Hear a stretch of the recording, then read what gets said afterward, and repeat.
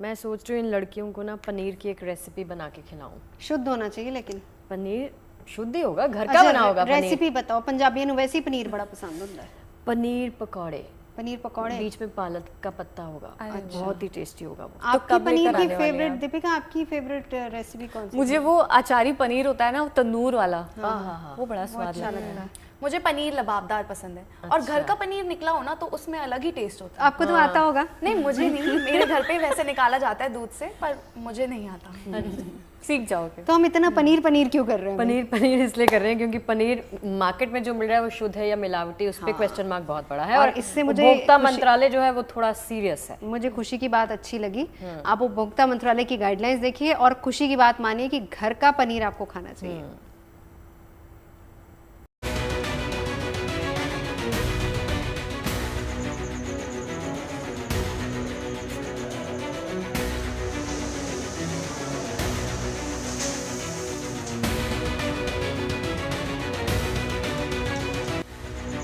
घर की रसोई से लेकर ढाबों और रेस्टोरेंट तक पनीर से बनी डिशेज खाने पीने के शौकीनों का अहम स्वाद होती हैं।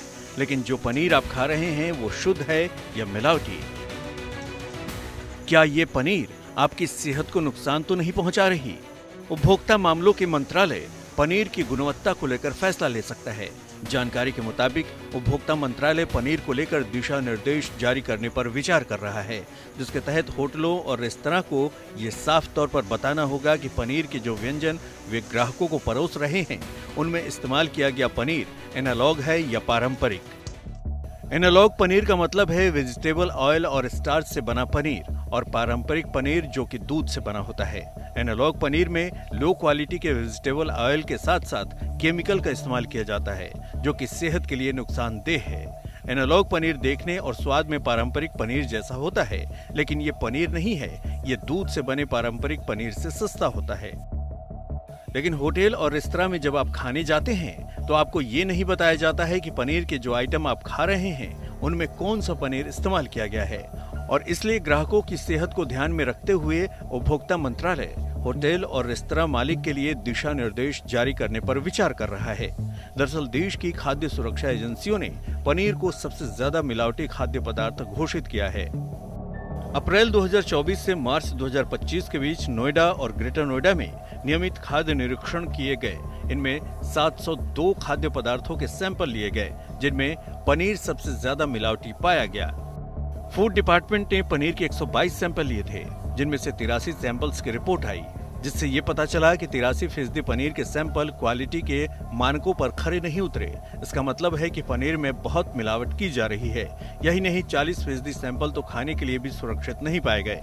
उनमें स्टार्च, डिटर्जेंट, यूरिया और हानिकारक केमिकल्स पाए गए।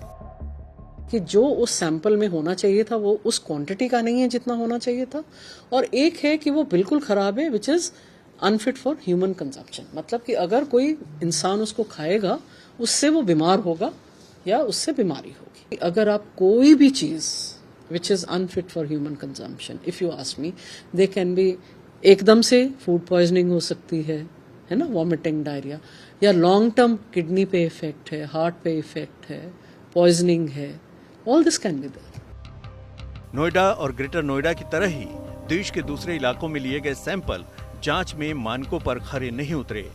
FSSAI ने उपभोक्ताओं के साथ धोखाधड़ी को रोकने के लिए पनीर निर्माताओं के लिए एनालॉग पनीर पर नॉन डेयरी लेबल लगाना पहले ही अनिवार्य कर दिया है, और अब यही नियम होटल और रेस्तरां मालिकों के लिए अनिवार्य करने पर चर्चा चल रही है, ताकि लोगों की सेहत से खिलवाड़ न हो सके।